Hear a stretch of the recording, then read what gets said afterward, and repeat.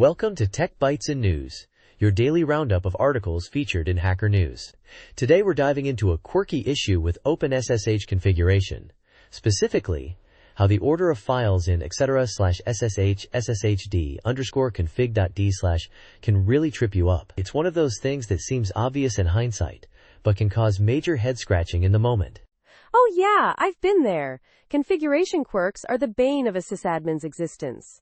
So what's the core issue here? What exactly surprised you about OpenSSH's behavior? Well, the key takeaway is that OpenSSH uses a first mention wins approach for configuration directives. So unlike some systems where the last configuration loaded overrides previous ones, OpenSSH just takes the first value it finds and sticks with it. This can lead to unexpected results when you're trying to override settings.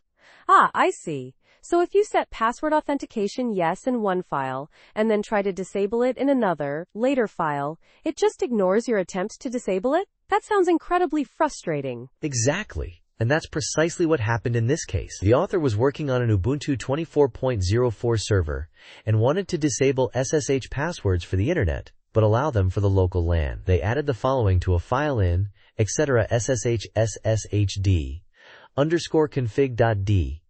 Password authentication no, followed by a match block to enable it for specific local networks. Sounds reasonable enough. So what went wrong? Why didn't it work as expected? That's where the cloud init conference file comes in. Apparently, Ubuntu 24.04 includes a 50-cloud-init.conf file in etc/sshd_config.d/ that contains the line password authentication yes. Since this file is loaded before the author's configuration file, it effectively forced password authentication to be enabled, and the author's settings were ignored. Ouch. So the cloud init configuration, which is probably intended for initial setup, ended up overriding the intended security settings. That's a pretty big gotcha. So how did the author solve this? The solution was surprisingly simple. Rename the configuration file to 10nopasswords.conf. This ensured that it was loaded before the cloud init.conference file, and the password authentication settings were applied correctly. It's a classic case of order of operations mattering. That's a clever workaround. But it also highlights the importance of understanding how your system loads configuration files. It's not always as straightforward as you might think.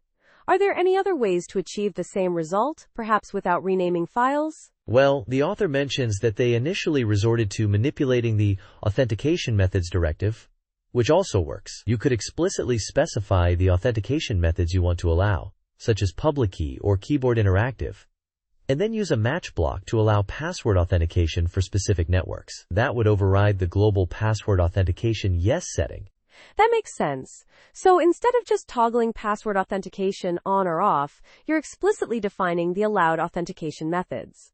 It's a more granular approach and probably more secure in the long run. Exactly.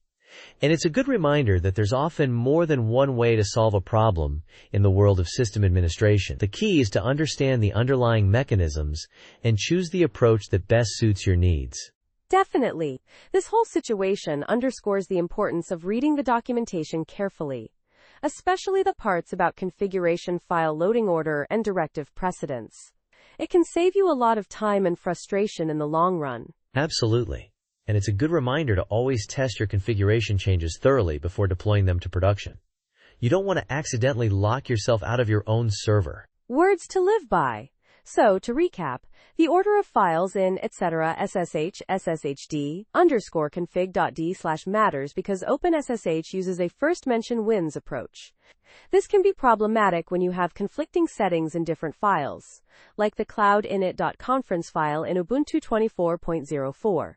The solution is to either rename your configuration file to ensure it's loaded first, or use more granular directives like authentication methods to explicitly define the allowed authentication methods. Perfect summary. It's a seemingly small detail that can have a big impact, and it's definitely something to keep in mind when configuring OpenSSH.